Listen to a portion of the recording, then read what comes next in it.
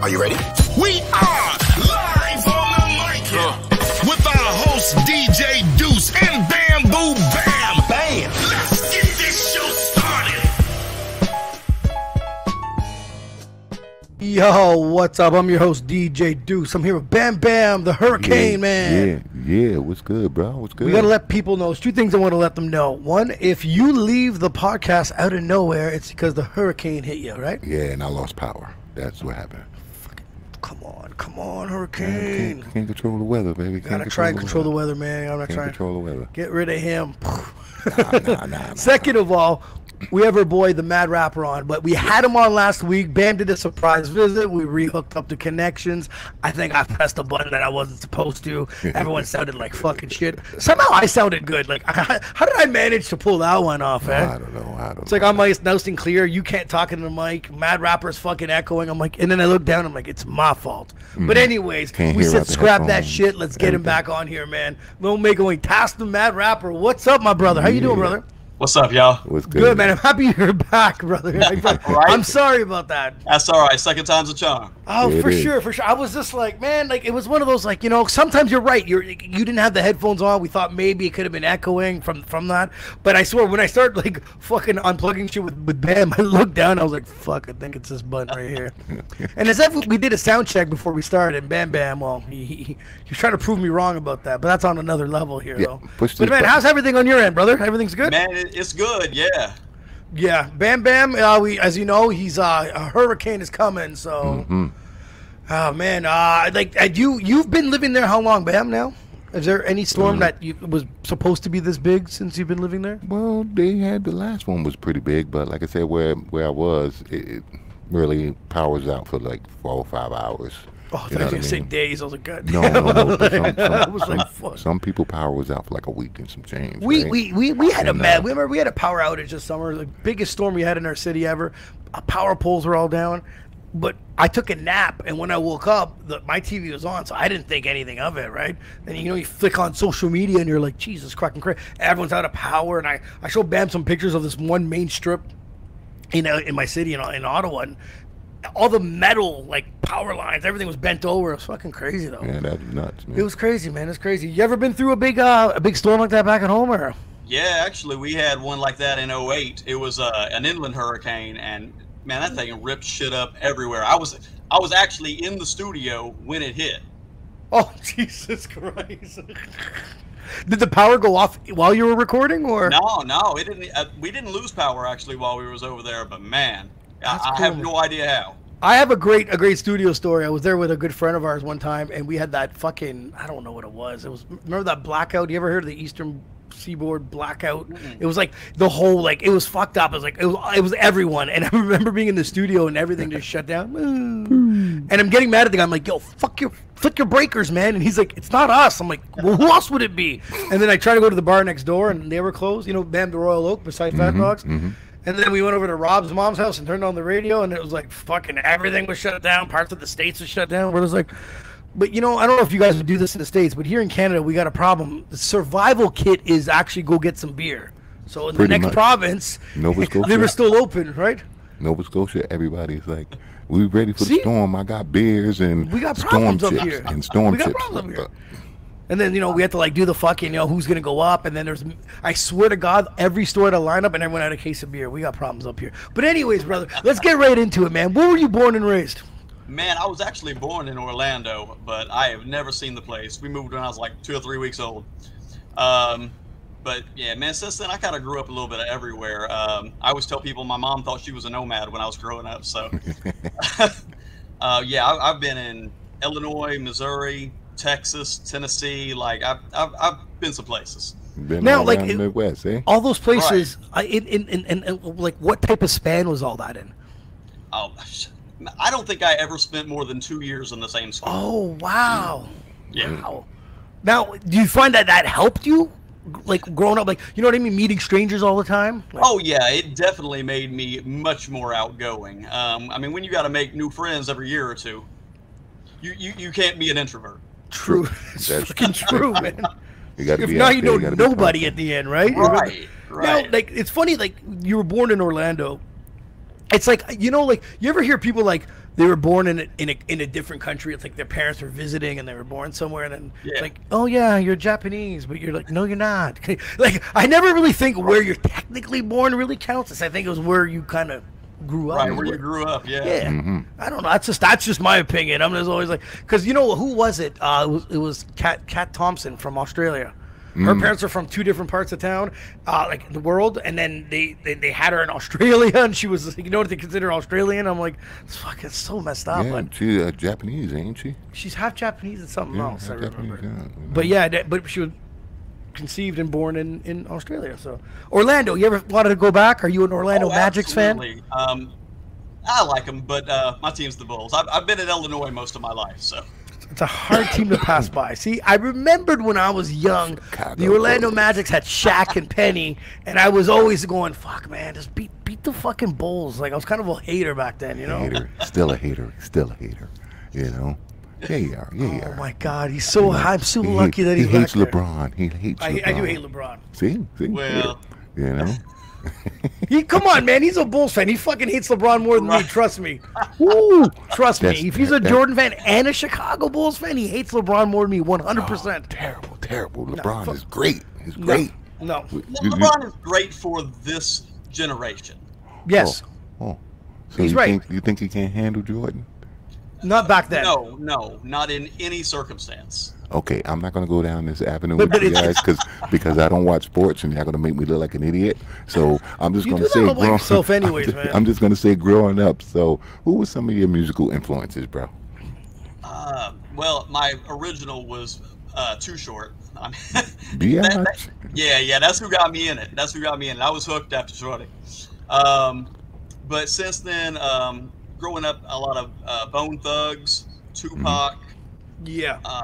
Man, I mean, there's so many influence. Busta Rhymes. Nice. We've talked because like on the we'll call it the warm up interview last week. You mentioned Too Short. The pre-show. I just want to know what was the drawn factor? Like, because not many people like. I think Too Short's not really as known as much as he should be. No, not at all. And really, he's really underrated, honestly. I really don't know what it was about him, but I would have to say probably just his charisma on the mic, honestly. Well, see, all the guys you named have differences in the music. You know what I mean? You can tell who's who when they rapping, and they got their own thing coming out, and you feel what they're doing. Now it's like one big mixtape, and it's one song. Oh yeah, I've listened to a few actually just recently, and it was like a collab with like 2-3 different people, and I couldn't tell when they switched.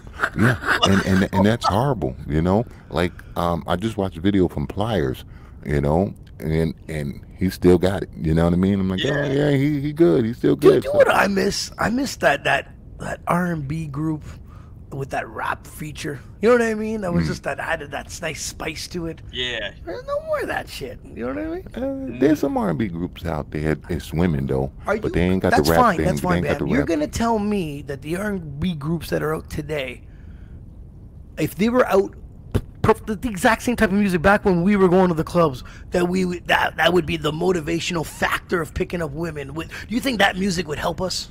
Like it did back then? No. Kayla, I don't really want to mention R. Kelly because, you know, he fucked up some shit.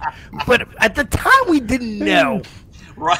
We didn't know. Didn't know. No internet. No. We didn't know what he was doing. You know, we didn't know that he didn't like using urinals. He was using little girls. I didn't know. All right.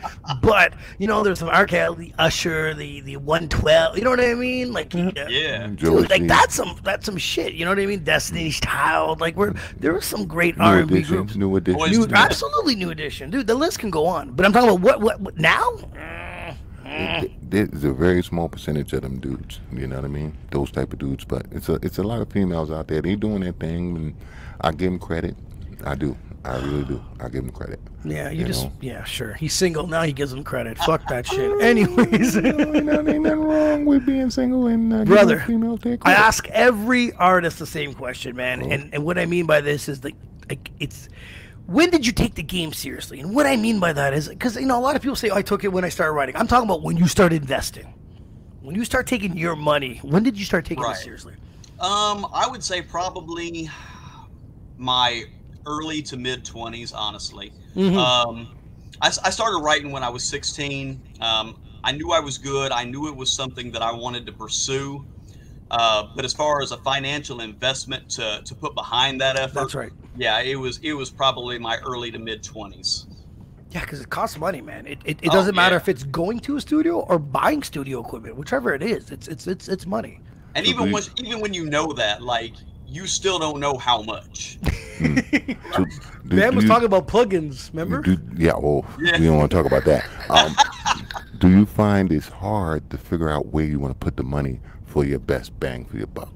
Oh, absolutely. I've got so many different things that I look into for promotion and beats and just so many different things, and prioritizing them is one of the hardest things to do, but it is also absolutely necessary. Otherwise, you're really just pissing your money away. True. True. I just found that, like, back in the day, like, studio time went from anywhere. Like, what was the cheapest place you went for a studio, man? How much was it? It was Swap. 25, 20, 25. Something like that, right? Yeah. And don't get me wrong, you get to learn real quick where 25 doesn't sound as good as the guy that you spend 80. We all get to know that very quickly. Very quickly. But the thing is, even then, you feel like you're on a fucking time limit. You know, you spend 2 hours. You have to bang this out. You know what I mean? So now, is it sometimes back then? Is it the best quality? You know, is this track the best it could be? You know what I'm talking about, man? Like, yeah, well, song's done. It's the fact of you going in there, your creativity is minimized. You thought of something, you went in there, you thought of something else, like, you ain't got the time to actually do it, get it done. And then when you listen to the sound quality, you're like, it just don't sound right. And you're your worst critic, you know what I mean? So yeah, it hurts. It hurts, you know? I agree on the worst critic part. That being said, I generally don't have a lot of time issues in the studio because I go in, I know what song I want to do. I've rehearsed it enough that I'm going to go in there and bang it out. The majority of the time, honestly, that I'm in the lab is spent mixing it down. Okay. That's good. Okay. Did you ever find when you first started recording in a studio, for instance, that, you know what I mean? Everyone that gets a little bit intimidating. It's the first time you see the booth, you know what I mean? There's an engineer behind the mixer. Did you ever have a chance where a guy was giving you, you know, like, we'll say pointers, and you kind of disagreed with them? Did you ever have a situation? Because I know Bam does it all the time when he goes in. You know what I mean? I'm gonna tell you how you should spit it, and you're just like, "Fuck you, motherfucker." Yeah, honestly, I really have never had that problem, and I'm thankful for that. Because, like I said, by the time I go in the studio, like, I've got a vision for this song. I know exactly how I want to lay it down, and I just generally don't just get disagreed with about it when I put it down. Now I go in, and my guy will be like, "Hey, let's punch that in again. We can add some clarity, things like that." Okay, that's positive. That's criticism on a positive note. Okay, yeah, that's all right. Well, yeah, everybody get that, but you go in and you hear a particular sound in your head, and he's telling you this is not going to sound right, and you're like, it's going to sound right, and he's telling you different, right? And I always argued with him about it. Well, until I started mixing, and now I get it. You know what I mean? Now I get it. And I do get it because I've been on the production end of it too. But I think, honestly, it depends on the artist. I think it depends on their preparedness. I think it depends on their skill level. If you get somebody in there that does not know what they're doing, they're new to the booth, things like that, yeah, obviously, you're going to want to give it a little bit of direction. But in all honesty, what they bring to it as far as how they deliver, it's your dollar. Spend it how you want to. That was my argument from day one. Yeah, absolutely. So on this note, what are some of your processes of how you make your beats, and who's some of the producers you're working with? You know, how you make your tracks. Right. I actually have been using a lot of different producers that I've made connections with. I had a buddy of mine that I rapped with a while back, BGZ. He's cold with the beats. So I get a lot from him as well. But in all honesty, really, like lately, I've just been using several different producers' beats, just because instead of sticking with that one person and depending on their variety, I kind of want to diversify my portfolio of it, if you will. Yeah, that makes sense. Gotcha. So you find it hard getting these guys to put something out, or you just go with their particular craft, what they do, how they do it, catalog type of thing, or it depends on if I find a beat that I like just as is from start to end. If I do, yeah, I'm just grabbing it as it is and we're gonna run with it. If not, then yeah, I will talk to the producer and be like, hey, look, this is my vision for the song. I like this beat, but here's what I would like to see happen with it. Yeah. And then it's either business or it's not. That's right. Okay. Now, on another note about producers, now is there a producer that, like, I'm talking about big time producers. Is there anyone that stands out that you would love to work with? Oh man. I mean, obviously Dre. Anybody that doesn't say Dre is not a fan of hip hop. I get that. Yeah. Like you ain't been listening. Oh my God, it's so true. Yeah. This is true. One of the guys that I have talked to in my more recent history of making connections is Jason Bridges. He's got some badass beats. I look forward to working with him in the future with some of his production. But yeah, man, there's really so many, too many to name, honestly. No, I love that, man. I just found, on my way up of listening to hip hop, early 90s, even, maybe the 90s, I found producers didn't get their, like their stamp. Like you just knew the beat was sick. You're like, who the fuck produced that? And then they start dropping names, and now the producer is more upfront with what they do, right? So like when you find out like Scott Storch was a big part of like Dre's catalog, you're just like, holy shit. Or he did some of Fat Joe's biggest hits. Like you're just like, damn, man, like that's dope. It was funny. It's when me and Bam were watching the first verses ever of Timbaland versus and Swiss Beats. And they started dropping stuff that you didn't even know they did, like, and I love that. You know what I mean? Yeah. So that I find they don't get enough respect on what absolutely. they actually did. Oh my God, it's fucking crazy. Now, brother, on the way up, you start getting into the game. You probably obviously met other rappers. Did you? What was the best advice you ever got from another artist? Man, honestly, probably just don't wait on people. Like there are so many people that they say they about it, and they may put some effort into it, but I have held myself up honestly more times than I care to count, waiting on somebody else to be at the level of drive and motivation that I'm at to get this done and to make this happen. Facts. The other one I would say is when I first started rapping, I would go in one take. It would sound good, but my producer that I have now is the one that really convinced me, like, it's okay to punch in. Just because you can do it in one go does not mean that you should. I get that. I know there's people are totally against punching in sometimes, but I mean, if you're gonna make a crisp track for us to listen to on major streaming platforms, why not? You know what Absolutely. I mean? Bam, are you into punching in or no? Oh yeah, definitely. I'm old, I run out of breath, man.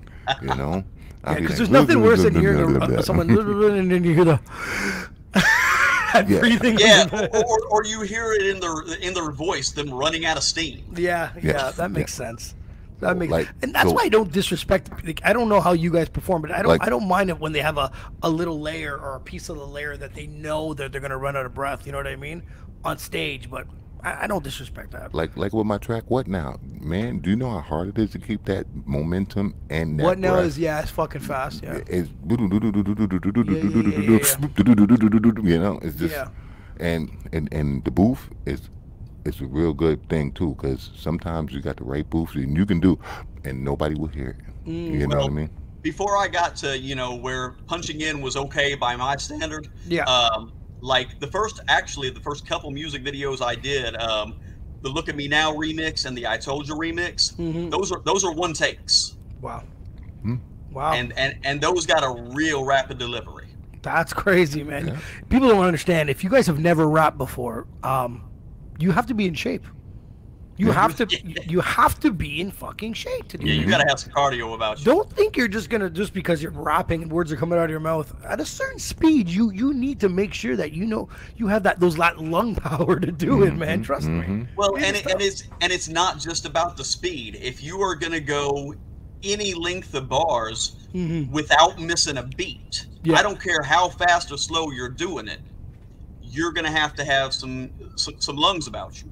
Yep, definitely. 100%, man. You got to practice. You got to get it together, and you can tell when they're doing their shows. You can tell who's winded. You can tell who's hurting. You can tell who just ain't got it anymore. Well, you know what I mean? We're, like I mentioned, verses like when Fat Joe was against Ja Rule, Fat Joe looked like he needed an oxygen tank. You know what I mean? Well, and two, them performances, man. Like if they're running out of breath, they did not practice. Nope. Not at all. They did not practice, bro, because by the time you hit the stage with any song, you should know where your breaths are. Yep. That's facts. Yeah. This is true. Do you like collaborating with other artists? How does it? You like that process? Yeah, I love collaborating with other artists for a couple reasons. One, I feel like it brings that out of both people on the mic because at this point in time, it's not just about doing your best. It's about matching that energy and that skill level that the other person is bringing to that track, especially if it's yours. Right. Well, I say that, but honestly, it's not even that, because if I'm going on somebody else's as a feature, I definitely got to bring my A game. Yeah, for sure. That's the way you do it.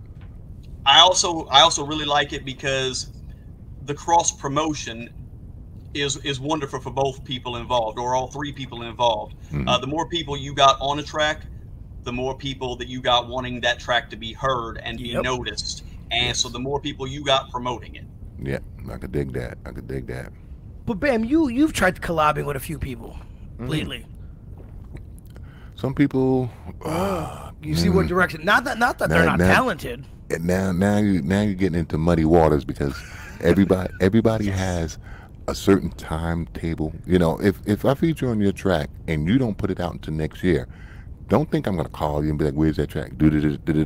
No, that's your track. You know what I mean? Me and you work that out. That's on you. Do what you got to do with it. What if he was waiting a fucking 2 months now for your verse? You know what I mean? There's always those collabs, and you know, Boy's dope.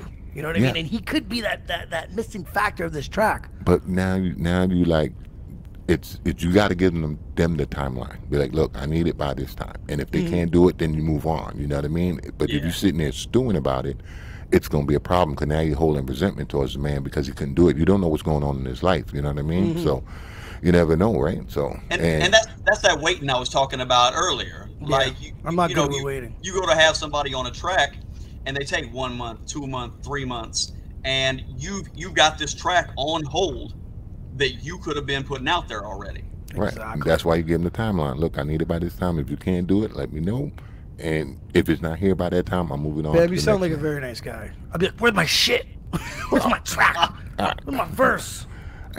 You can want the baddest rapper. Need an Uber to the studio? Like, I'd be on his ass. You can want the baddest rapper, but sometimes people get writer's block. They're not motivated. That's fine, but you know, as an artist, let's say if I was having writer's block, I think I'd be straight up with you guys. You know what I mean? Like, guys, you have to give me some time. Or maybe after a while, I'd be like, maybe I'm not the best guy. If you have writer's block on a beat, maybe that's not your beat, man. You got to move on. You know what I mean? So, some people take on projects like that. Oh, this beat, I can't do nothing with it. You know, like, let it go. Yeah, I agree. Now, there have been some beats that I've done that I've just not felt at all, but it was for like a contest or something like that. And honestly, depending on what the prize at the end of it is, the potential prize at the end of it is, I'll make myself do that shit just because what's beyond the bullshit beat is more important. Very true. Very true. And in the process, I feel like it kind of pushes me as an artist.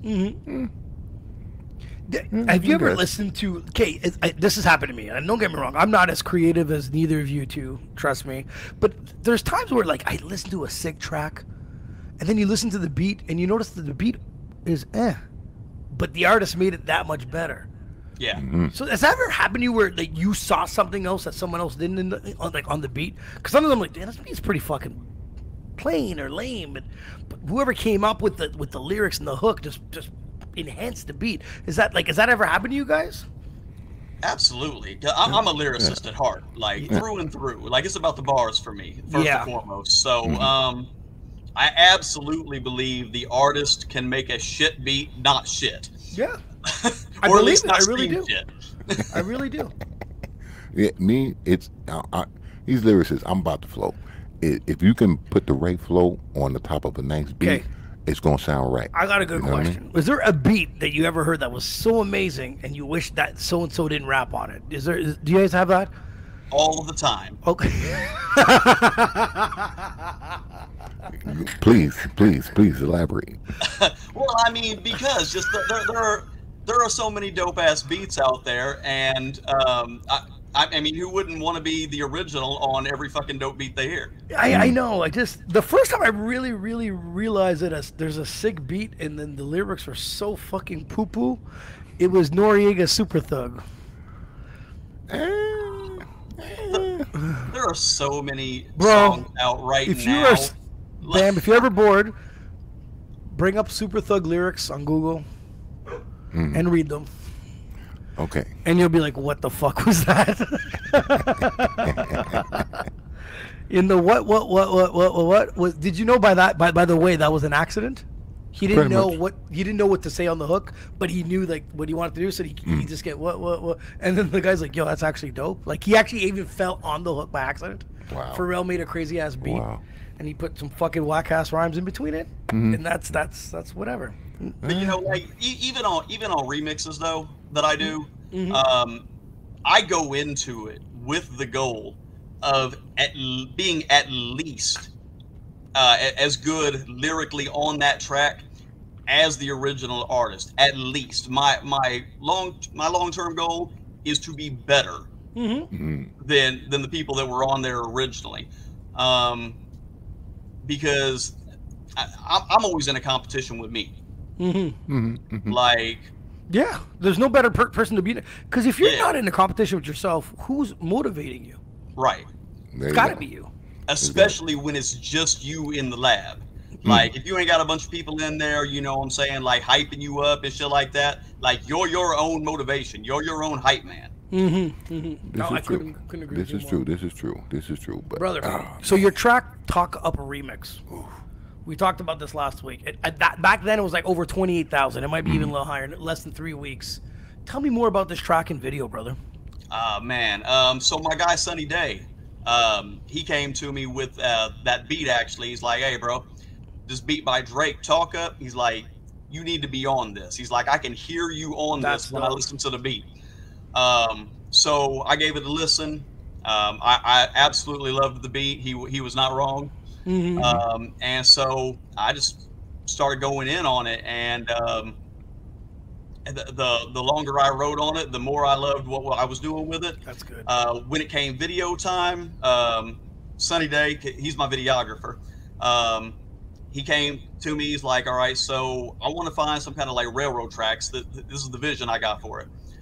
My girl actually knew a spot from having photographs taken there of herself. Nice. We went there.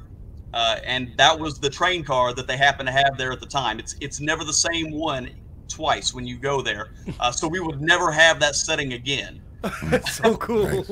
That's so that's lucky. I like that. Oh yeah, it just fucking fell in our laps. Yeah. Wow, I mean, as soon as my guy saw it, he was in love with that. But you find yourself lucky that you actually have a videographer, because there's people out there that can't either afford it, or you know what I mean, like they don't even know where to go about it. True. And then you see a couple, no, I'm an asshole. You see a couple of them do it on their cell phones, which I wish they rather haven't done it, but whatever. I'm just saying, you do what you got to do. I get it. But I'm always like, I work at a different pace too. It's impact. It has to be what I say. You work like a Mickey Mouse, you get treated like Mickey Mouse. That's what I've always said that, you know?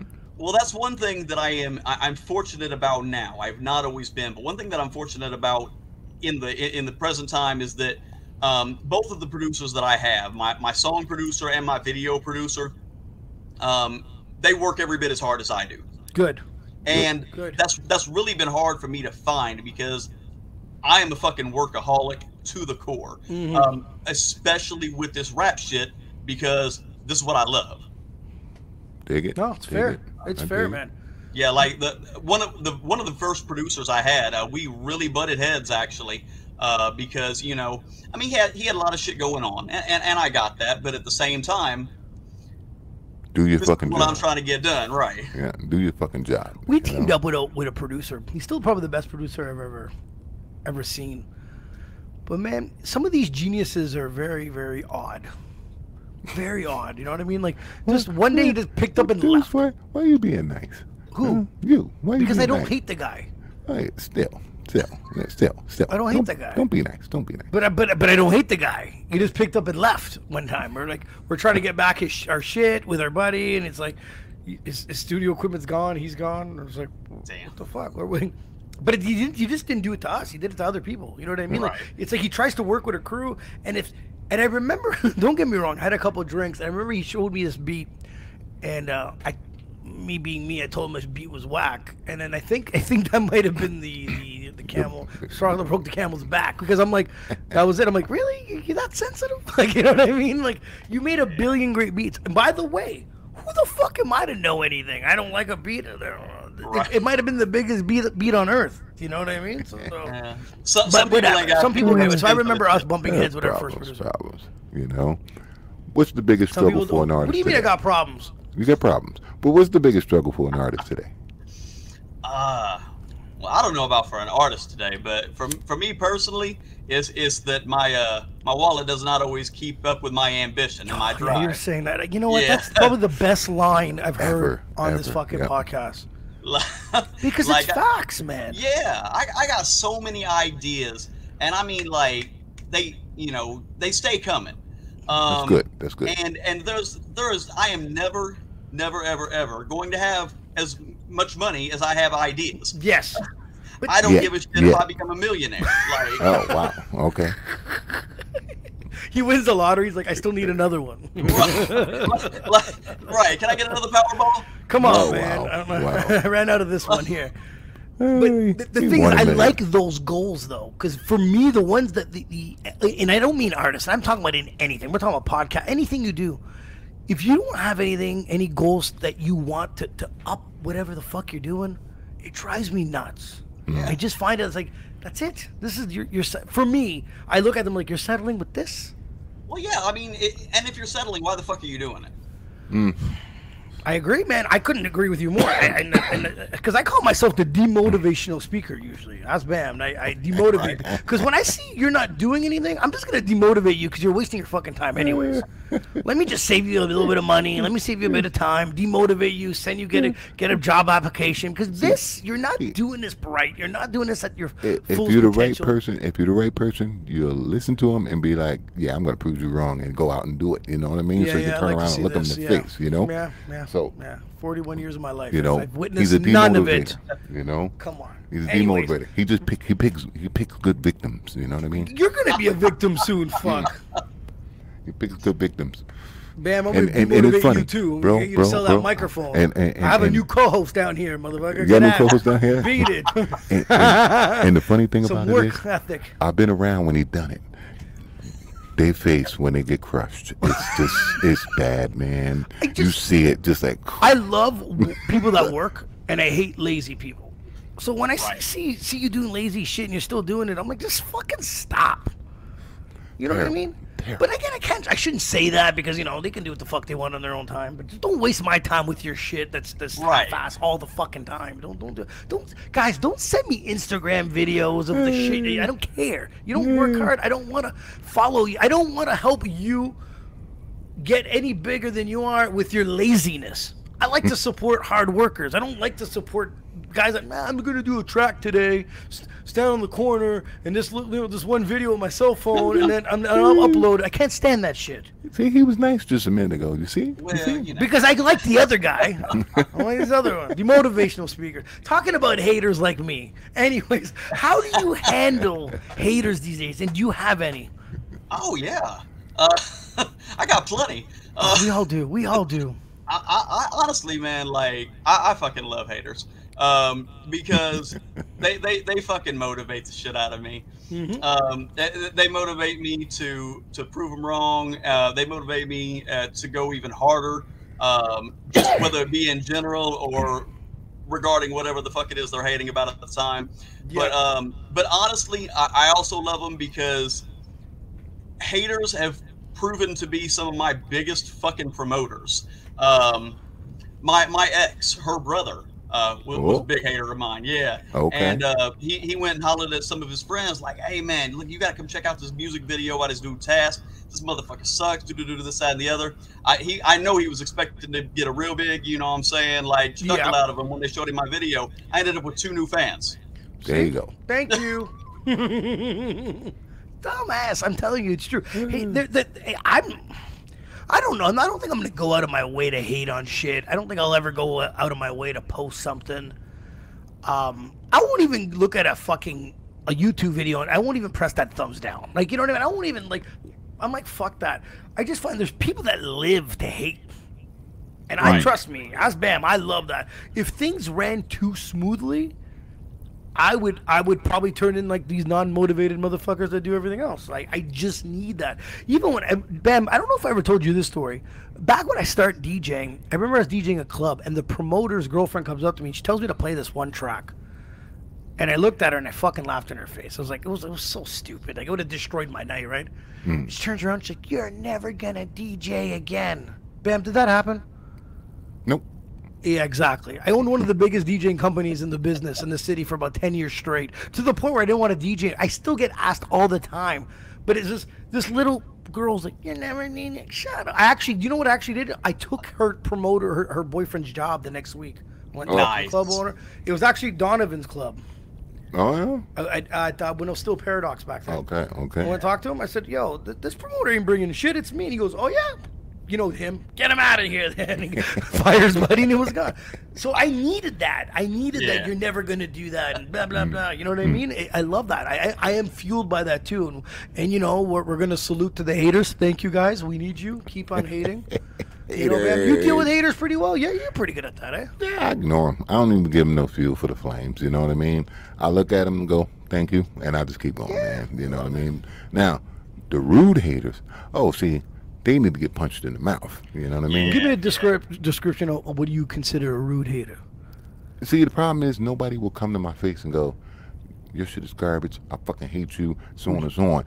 I'm going to punch you in the mouth. You know what I mean? Because so you rather not have that guy say that than the guy that says, "I love your music," and behind your back say, No. You can tell me you don't like, dude. Yeah. I'm not feeling your music. Yeah. I respect. Also, there's a way of saying it. I see what you're saying. I respect that. But man, you fucking garbage. You this, you that. Hold up. Are we talking about my music, or you just outright disrespecting me? Because there's a difference. Fair enough. Once you cross that line, getting punched in the mouth, because I'm gonna disrespect you right back. Well, yeah, right? And the internet has made way too many people comfortable with disrespecting people, and you know what I'm saying, and there not being repercussions for it. See, now I'm trying to tell you, you know, but what? Do you have a favorite performance, and tell us about it, man? Oh yeah, I actually got a couple different ones. My first performance ever, me and a couple of the artists that I worked with at the time, we went down to Memphis to perform at a showcase. It was at the Red Apple Lounge. It wasn't a huge venue. There wasn't an elaborate stage, none of that shit.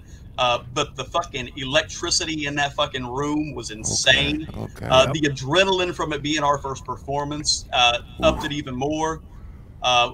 We had an absolute fucking blast performing at that show, and the after party after it was even better. The other performance that really comes to mind is in Heron, actually, here in Southern Illinois. Gangsta Boo came to a venue that was called the Other Place Bar, and I opened for her.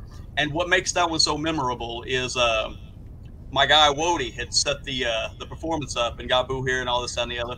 And her and I had corresponded on Twitter about the performance prior. And so when she showed up, Wody went out there, you know, to meet and greet, this, that, and the other. And he came back to me. He's like, man, I got to talking to Gangsta Boo. The first thing out of her fucking mouth was, so where's the mad rapper? That's nice. That's nice. Nice. I love that, man.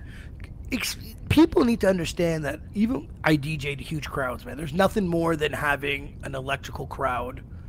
You know what I mean? Like, for me, I'm like, I feel like I'm the one that's making them do whatever. You know what I mean? I'm the one that can set the mood, right? And you guys as performers, it's the same thing.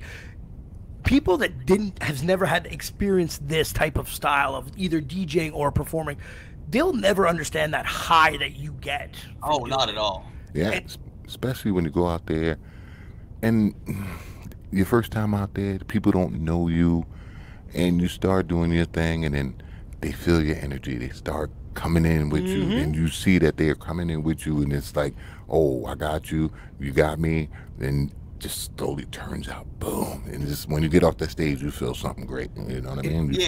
And you can see it happening in front of you, because like he was saying, if they don't know you and you're up there and you start doing your thing, there's a lot of people that their eyes are not on you. They're talking with their friend. They're cutting it up, this, that, and the other. And then once they start, you know, like listening in a little bit, like once you catch their attention, those conversations stop and the eyes and the attention start going to you. And that's when you really feel the motherfucking mood in the room change. Just hook that shit. You got them in. You lured them in. You got them on me. Yeah, I had my favorite DJ performance was it wasn't even a performance.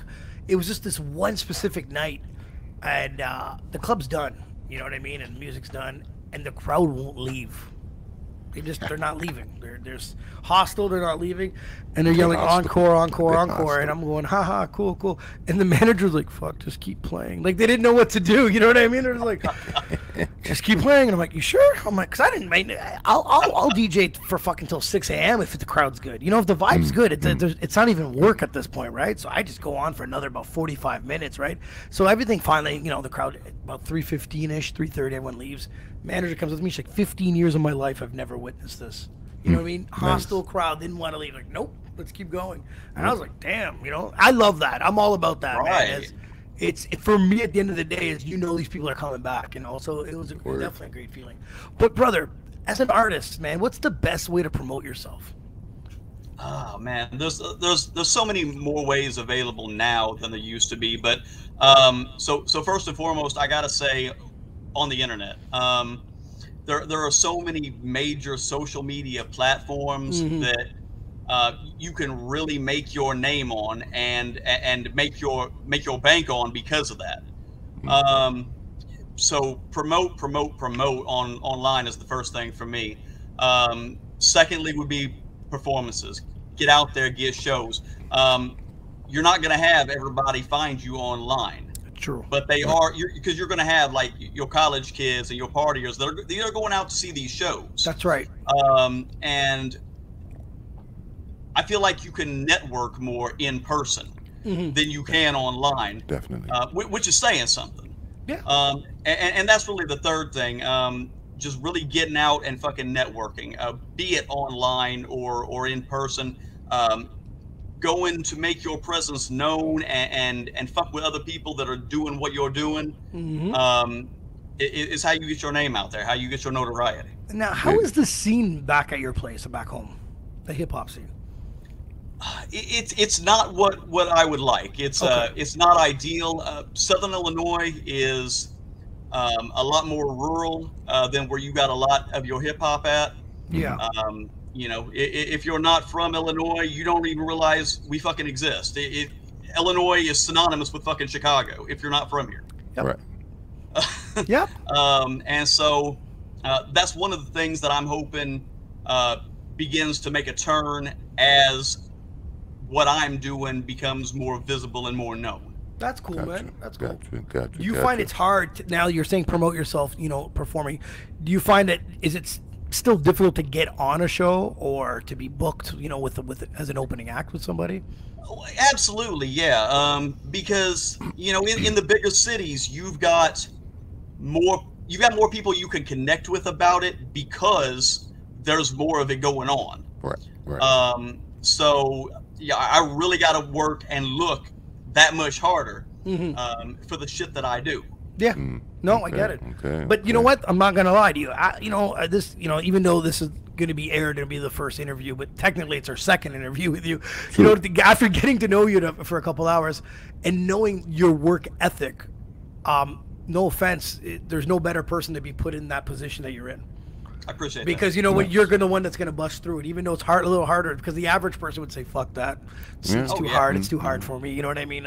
And they use every other excuse in the book by saying it, but not to be a dickhead. I think it's meant for you, for someone like you, man.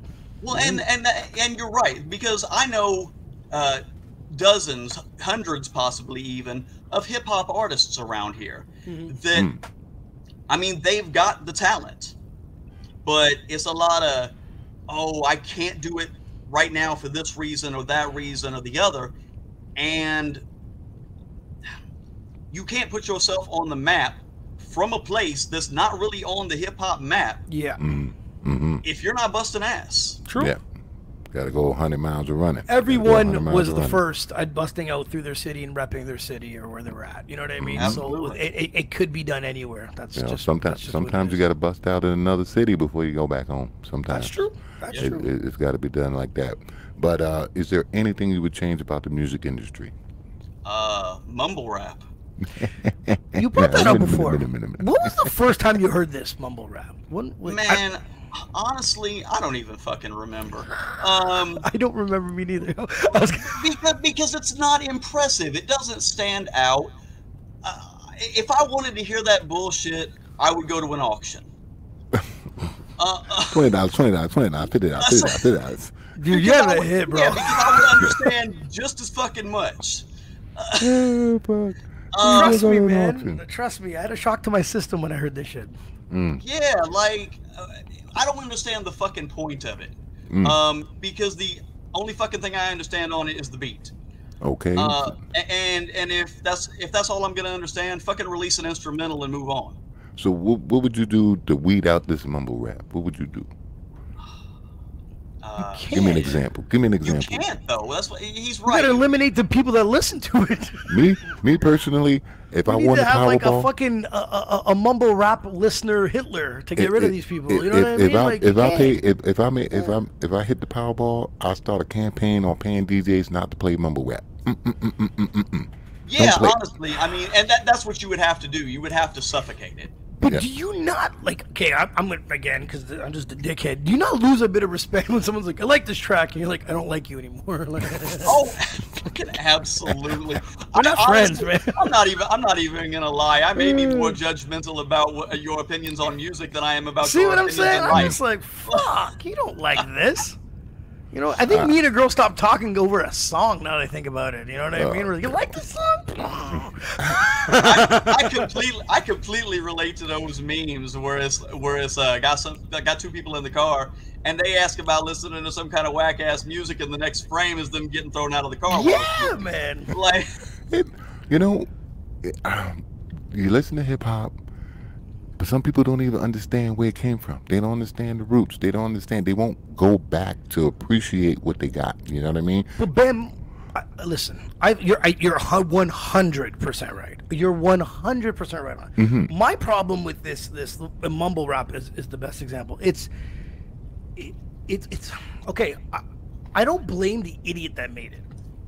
I don't. Everyone could be because me at the end of the day, we could all suck at something. I blame the idiots that actually listen to it, because an idiot can make a shitty track. It shouldn't go anywhere. But here's why I blame the idiot that made it first. I want to hear it. Because there's so many more idiots out there that are going to listen to anything and everything, and the idiot that made it first knew that. See, ahead of the curve. Trust me, you ever see those fucking spinners? If someone came up to me and goes, we're going to invest in this, I'd be like, get the fuck out of my face.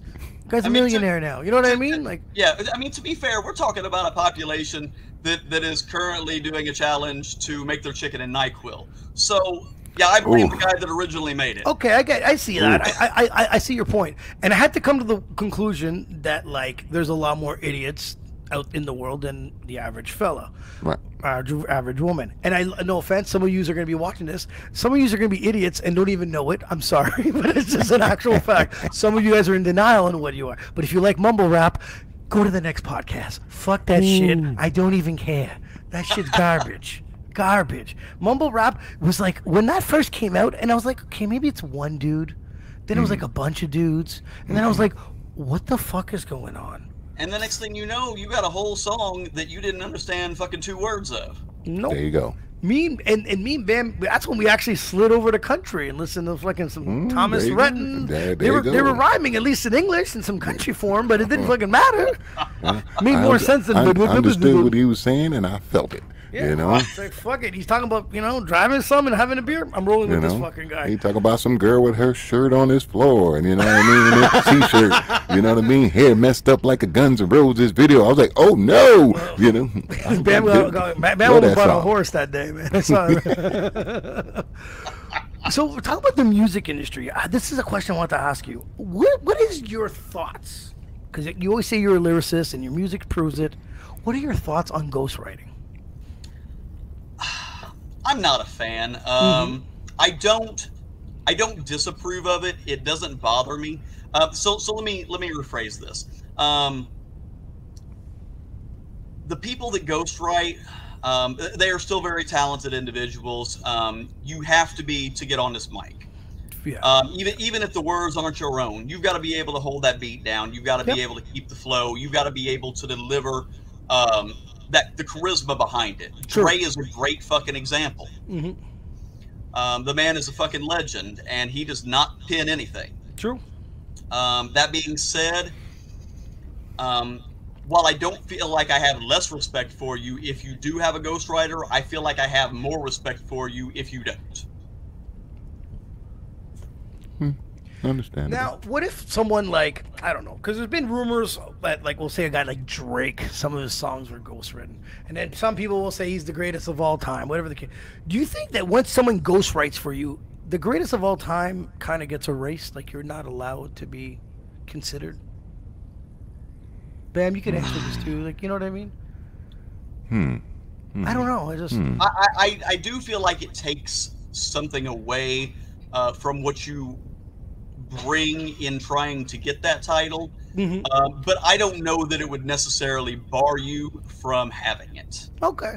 Yeah, I agree with him there. I agree with him there because, you know, the fact that someone wrote it and you delivered it, that delivery is what gave you that greatest. Yeah. You know what I mean? You know, so someone could have wrote a song with this particular feel, but you me as a DJ, I think differently than you guys. I need a hit. I don't give a fuck who wrote it.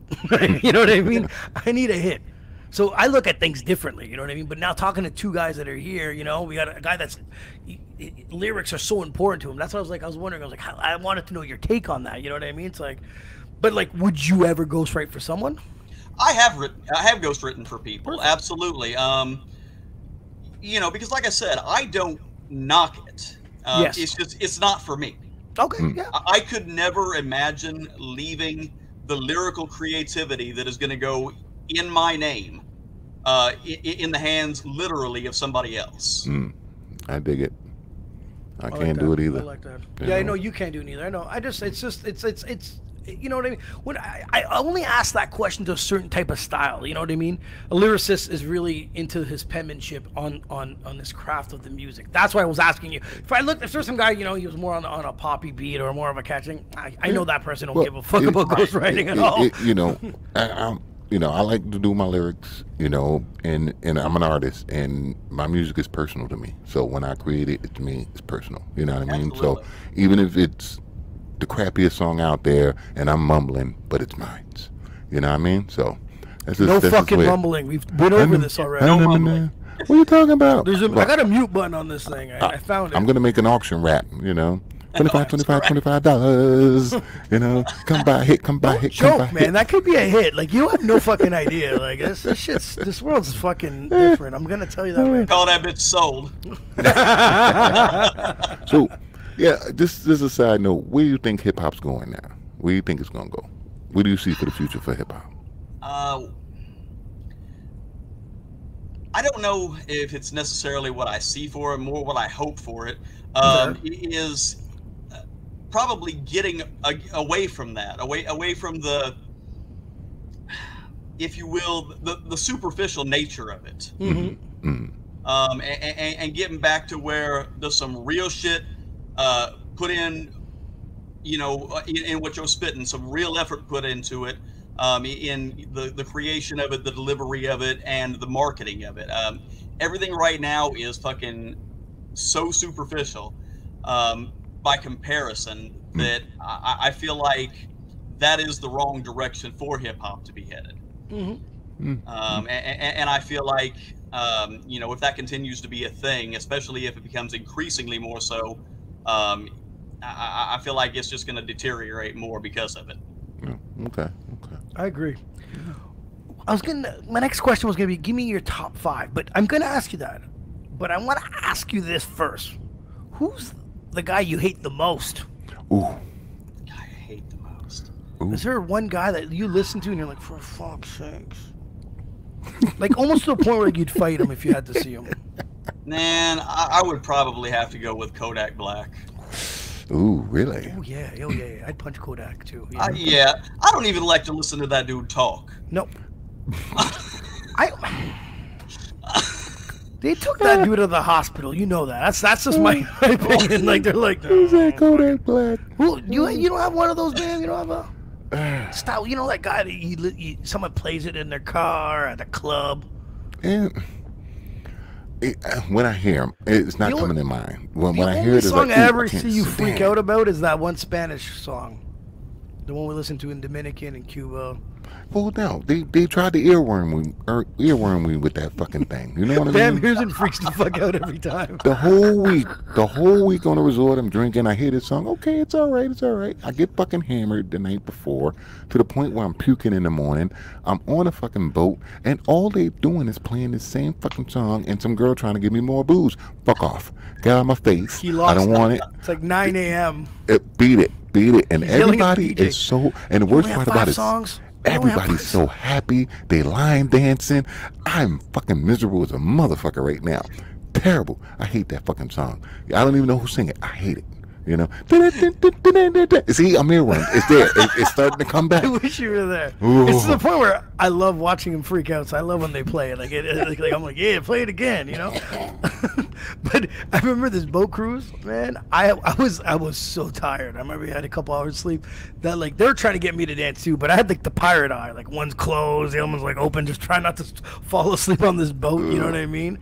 And all this whole family is dancing, and I'm like, what the fuck's wrong with everyone here? You know? But that's not what's wrong with this. What's wrong with us? We got to be real, bad. Like those were normal human beings. Yeah, because they went to sleep at a normal time, and then when they going on an excursion, and we stayed up to like 5, 6 in the morning drinking, closed our eyes, and got up and said, "Oh, we gotta go." I just remember saying the boat's coming, and I was like, "Oh my god, what I fucked this up." But that's the first time I ever saw you really like kind of lose it on a song. Pretty much. But Kodak Black, Kodak Black is he's definitely on the top of my list too. Black, yeah. Did you ever watch that cipher that he was in? I don't know who else. What the fuck? You ever see it? Ooh, now we talking. You ever see that specific cipher, Kodak Black, and a few other? I'm gonna find it. I'll send you that one.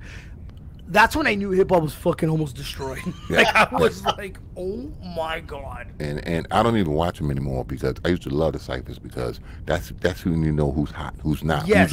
You got watch out for that dude or watch out for that girl. You know what I mean? Now it's like, really?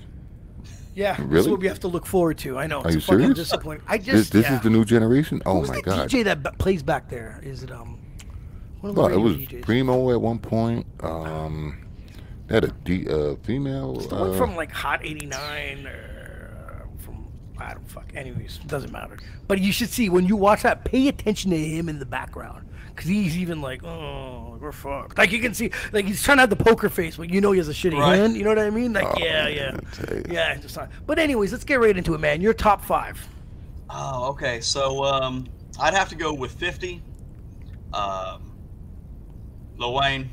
Mm-hmm. Eminem, and probably rounded it out would be probably Bus and Pac. Oh, Boston Pac is good. Boston Pac is good, yeah. 50, man. I want to know why 50 is on this list. I like 50. Man. I had to ask. Get Rich or Die Trying, man. That's a no-skip album. I mean, that is a classic if ever there was. I even liked his G Unit album. Yeah, I mean, 50 got flow. He's got grit. He's got charisma. Everything he does, he brings his fucking A game to. Like, and there's a generational type of rapper. For me, 50 was that last of that generation for me. Right, absolutely. He just hit it on that cuff, you know what I mean? But and then things start to switch a little bit. I don't know. Some people say 50 came like that dude said, he came in the perfect storm. He did come in the perfect storm. He came in the perfect storm. Like, he couldn't lose. We had Chris Gotti on the show, right? He couldn't lose. Irv Gotti's brother from Murder Inc., right? Couldn't lose. And he brought up like the whole beef between Ja and 50, and he came in. He said that 50 came in as a perfect storm. They shut up Ja through the FBI's, and they couldn't make any music. 50 rolled in with Dr. Dre, which is a no fucking brainer. That's it. Like, why not have one of the best producers? And then Eminem is like you couldn't fail. But regardless what it is, Bam, he said the perfect storm so Ja couldn't go against him. But regardless if Ja could or not, that music was great. Yeah, I never said the music wasn't great. I just said it came in as a perfect storm. Yeah, even if Ja had been more free to do what he does, this was a no-brainer. I don't know. Anyways, we'll leave that for another conversation. Because you're a lyricist, and if you really listen to Ja, you'll really be like, okay. I'm not saying that Ja couldn't go at him. I just think at the time he literally couldn't go at him. But the thing is, it doesn't disrespect what 50 came out with. Like, he came out with some fucking super bangers. Like, he came out with some bangers. He didn't get me until he did Stunt 101. Okay, that's when he got me. Really. He had. I think my favorite motherfucking song on his debut album was probably Heat. Yeah. Really? Yeah. No, I'm telling you, man. That Stunt 101. Out of all his bars, trust me. Out of all his bars he did in his whole career, nothing tops. I can't believe Reebok did a deal with a psycho. Sorry. I heard the song and I'm paying attention to what he's saying, and I had to stop and look at my friend and say, "Did he just say that?" That was it. I was like, "Oh, okay, man, boy, that's some skills." To be on a top 5, I like to hear it. I like to hear it. I love 50's music. Now, I think when I watch interviews, I'm not much of a fan of him. I think he's a bit of a fucking douche. But his music is great, and I hate it. I hate being torn between that. We talked about it. Interviews can make it or break it, but I'm still on the fence. I still like his shit, man. It is what it is. Right. Your favorite rapper performance? So you like stage presence is what we're talking about? Stage performance. Just, you seen this dude perform and you like, oh my God, this is it right here. The epitome of what he does. Man, out of the ones that I've fucking seen,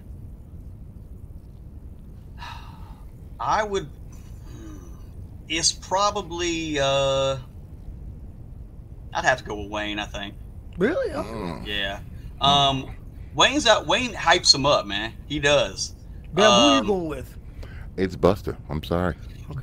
Honestly, Buster. That's who I was torn between, was Wayne and Bust. I was gonna say Bust and DMX is what, like, because if you listen to every fucking interview and people are like, "Fuck, I didn't want to go on after those guys." You know what I mean? Because it's yeah. You know, like, you know how to they bring the bar all the way up. It's Buster, then Meth. You know? Yeah, you're not wrong about that too. It's Buster, then Meth, because it's Meth flow and his energy. It's crazy, right? But Bust, he'll take you from his first track all the way to his newest track and won't skip a beat. And it's kind of like a play. You know what I mean? Every song's got a little something to it. You know what I mean? And it's like, the way Bust rap, he can't skip a beat. That's true. That's another dude that cannot. He'll have to be in shape to be Busta Rhymes and perform. Oh yeah. Jesus Christ. We've had a lot of musical legacies in the sense of Bad Boy, Death Row, So Dad, so on. You know what I mean? Yep. Who take the cake? Who do you think take the cake? For me, it's got to be Death Row. Got to be Death Row. Yeah. Okay. I agree. You know, the fire that came out of there. Me is Social Death. And the fact that Snoop owns it again. I love that. That it's back. Yeah, that it's back in the family, as it were. I'm really excited to see what he does with it. Oh, he's doing stuff with it, and a lot of people is not paying attention. There's a lot of West Coast rappers out right now, and they are banging that G-Funk. They banging it. No, we talking about this is like I got a question for you.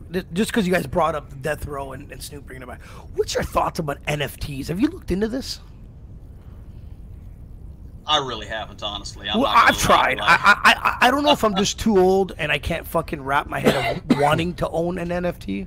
I'm not a digital guy. I like physical copies. Even the fact that I have it on my laptop on my hard drive, I still kind of prefer having it on my CD. I know. I just prefer hard. So when they say, yo, buy an NFT, I see the business aspect. We had a guy on here breaking it down for us, and we see it. I just don't want to participate in it. You know what I mean? I don't want to participate in it. I don't want to be a part of it. I don't want to buy an NFT. Too much risk. I don't know what it is. I don't know, man. I don't know. I think the big picture of the NFTs, because Snoop says that the whole catalog's on NFT now. Like that's what I had seen, yeah. And he says you can't stream his music on a normal streaming platform anymore. I haven't even checked it to see if it's true or not, but he sees a big picture. You know what I mean? I get it. He's got a couple of new artists on Death Row. Yeah. You know, got this one dude and a female actually, and they banging it out, man. I was like, I liking that. That old school funk Daz is making them beats again. I think it's gonna rejuvenate them, knowing the West. You know what I mean? That he has it back. Because like it sucks. It sucks working under a label and then being independent is a lot of work. So now to see this back together, because Death Row can make fucking maybe millions of dollars on merchandise. Let's be real. That logo is fucking iconic. At one point, the West started going with everything else with the music. You know what I mean? That they were starting to lose that West Coast flavor that they was doing. You know, they starting to do all that other stuff, that Migos stuff, that da-da-da. But they going back to that root, gin and juice, and they going back to that low ride, and they going back to that hard. And I'm like, yes, bring that through, right? So, absolutely, yeah. Yeah, I'm excited. I'm super. That was great news. We talked about that on the podcast, man. We're really happy about Snoop owning Death Row. You know, so brother, what advice do you have for any young MCs that are coming up in the game today, man? Lie to them. I would have to say probably two different ones again. I would have to say again, one, don't wait. Like, don't wait on anything. This is where the two parts come in. Like, don't wait on other people, because they will almost always inevitably slow you down and stunt your growth as an artist. True. But that also being said, don't wait on equipment. Like I said, there's so many people I know around here that could be doing some like big shit with their music, but it's, I need to wait till I got this mic, or I need to wait till I got this video camera, or you know what I'm saying, I got to wait this, that, and the other, and a year passes by.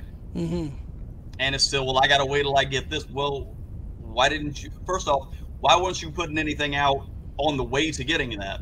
And secondly, a year's passed by. Why aren't you any closer to having that? Well, do you have any money in the saving account? What's going on over here? It's crazy. Your GoFundMe page didn't work, huh? Like I see pictures of you all fucking year long on Facebook. You smoking, you drinking. Where the fuck is the camcorder? Yes, that's how people work, brother. That's you how at they this work. Party, you at that party, you in this Uber car, you in that Uber car. I love it. It's true, man. I always tell people, man, it's always growth. Try to do. We us on the podcast, it's year to year. You know what I mean? Holidays kick in, we take that break, we talk about what we did last year. Where are we heading? Yeah. Well, my favorite part is the ones that are flashing money on Facebook, but they still don't have the equipment they said they need money for. Oh yeah, there's lots of that. The social media aspect is it's an imaginary life of everyone being happy, and You know what I mean? I eventually do. I'm only, if anyone knows me, I'm just on Instagram. I got rid of Facebook. I am tired of the because what is it? Facebook is everything they type about everything they feel like. I hate my boyfriend and all sorts. I don't give a fuck. I don't want to hear your shit. I don't want to hear mine. I don't want to go on social media. I don't want to see it. But then it's like I don't care what you ate last night. You know what I mean? It's to the point where it's like fuck it. I find it. It's too negative. I find Facebook negative. It's just more of a negative. People want to say something, and then they want everyone else to argue with them. And everyone's arguing. And then you're arguing with their friends, and you're like, what the fuck am I doing? Who cares? Right. You know what I mean? You made that statement about I don't care what you eat. And that's funny as shit to me because, for real, like, what I don't get is why do you care that much about what you ate that you had to take a picture of it and share it on Facebook? I'm glad. You know what? Now that we brought that up, I'm going to start taking pictures of my poop and said, that's what I ate yesterday. Well, maybe that's what you should do because you don't fucking post anything anyways. See how many? This guy's the worst co-host in history. He hasn't posted anything. I mean, I'm this old. guy posted a picture. We went to Cuba. He posted a picture like 3 months later that friends of ours asked me if he went back to Cuba. That's how long ago it was. I'm like, hey, no, it's from that. They still talking about it. There you go. That's the point. Come on, you're the worst social media fucking promoter of all time. That's the point. If I went 3 months ago and I put it now, did he go back? Yeah, I went back. Every artist, promoter, podcast, whatever band does, do the fucking complete opposite. All right? That's my advice to you guys. Do what he does and just like it. That's it. Because he just constantly. And I don't constantly as much as some people. You don't do anything at all. People post so much that it's to the point where I don't even want to look at their fucking things anymore. You know what I mean? It's like. But you are the #1 guy to give advice to another artist. You know what you should do? I'm like, this guy doesn't even take his own advice. I'm just saying, everybody's buying past the original blueprint of promotion. You know what I mean? Because it's so accessible. It's so accessible to post something. Oh, look what I ate today. Look what I drank yesterday. Look what I'm doing right now. Instead of saying, you know what? This is the one thing I'm trying to promote. I'm trying to push. How about I push that 12 times today? You know what I mean? And if I'm listening to everything you did or seeing everything you did all day, in a sense, really and truly, what the fuck did you do? You know what I mean? Like, right. Well, and not just that. What you're trying to actually promote gets lost in the shuffle. Yes, get lost in translation. You know what I mean? So when was the last thing you promoted on our podcast? Yeah, but this is the advice I'm getting. We're talking about the advice I give now, right? If you're promoting your album, promote your album. Don't promote what you ate yesterday, or don't promote what you're eating today. You see what I'm saying? That's my advice. That's the original blueprint. That's all. I see what he's saying. I see you guys agree with it. But did you know if you posted, let's say you posted your tracks, and then you had like 50 likes, and then you posted fucking you chilling by the Bam's by the ocean. He's by the ocean. I bet you'll get new people liking that and following you that can lead to your album. Oh, absolutely. This is what he's not getting. This is what he's not understanding. He's stuck in his own little bubble thinking this is that, I hear what you're saying, but if you put that with your music behind it, now that's a reason to post. But it all leads up like a web, though. I don't know. I think things get lost in translation because, like, at one point people say, "Hey, it's hard to find your music. You got to get them there, right?" So, how do you get them there if you're constantly showing them everything else except what you want them to go see? But the thing is, you attract somebody else for something. Then you're like, hey, new followers, cool. If I repost my music, now I got these 5 other ones from this other post. I can see this. I can see that. So here's the thing. The people that are strictly about the music, they're gonna like your shit because you're promoting your music. But there's other people that may not look at your shit and give your shit a listen if they see that that's all you're posting. Some of the people want to feel like they know you on a more personal level, and that's how they get hooked in. Now that being said, the main part of what you're posting should be what you're trying to 100%. Promote the hardest.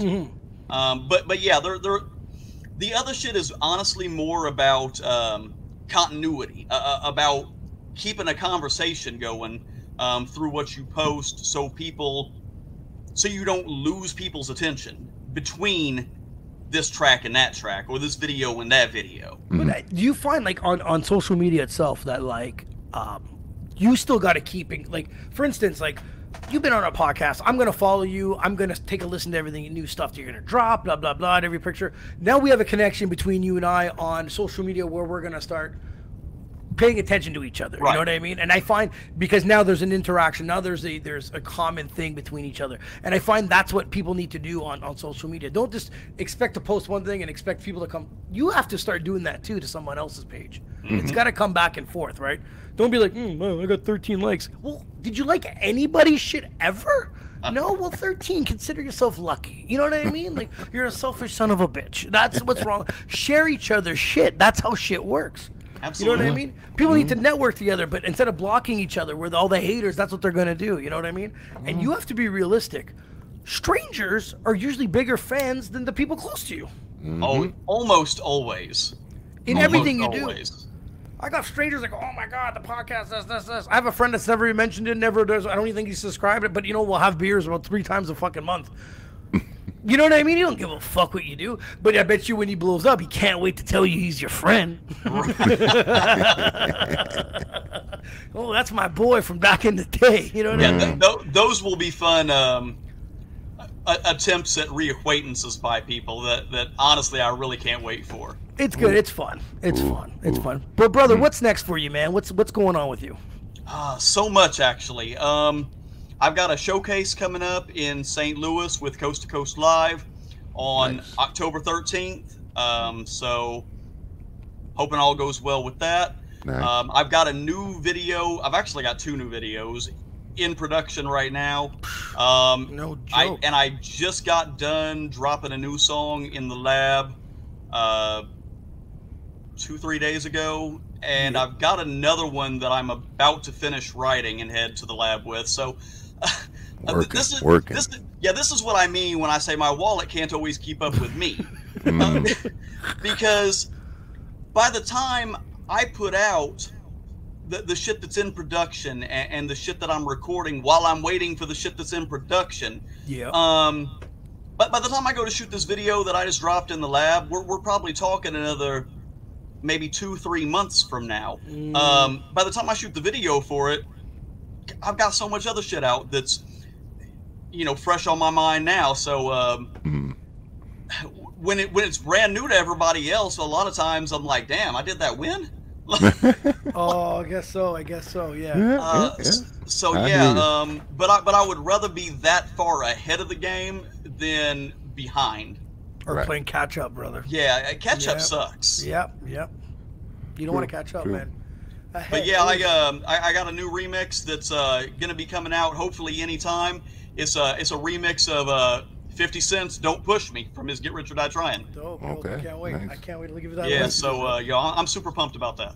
That's dope, man. Brother, I'm really happy to have you on and properly without me fucking around with some echo buttons over here. Yeah, Bam, I'll take the blame, my fault. man. It's my fault. I take the blame. You taking the blame? What that is? It's my fault. It's my fault. I showed up unannounced, and he was like, "Fuck, I gotta rearrange everything." You know what? As long as we can all agree that it wasn't my fault. 100% there on you your go. fault. It was one of those situations where I unplugged everything. I looked down. I was like, oh, that one wasn't supposed to be up. It was one of those, like, believe it or not, if any other one of them was up, it would have been okay. It was that one specific fucking fader. One. Really? Oh, yeah. Of all the faders, was that one you don't want up. It didn't. I was like, law. And I looked at him. I said, I think it's fucking me. I was like, I think it's me. And it didn't help. I'm over there going, what this button do? What that button do? What this button do? I do have to slap him, luck, man. Happy fingers over here, pressing all sorts of shit. I'm like, come on, man. Like, just and look, back when we started, he didn't even know what the fuck he was pressing on his own equipment. But that's the shit we got to deal with. But I had too many buttons. Brother, man, we got to get you back on. You know, all these little debates that we have, we got to go full out on them, brother. Absolutely. Go full out, man. I really want to know what he thinks about some things. So we got to come back on there we go. We're going to do this again. Brother, man, enjoy your weekend. Keep us posted with everything, brother. Absolutely will do. Y'all have a good one, man. I appreciate you having me on. My pleasure, bro. Peace. All right.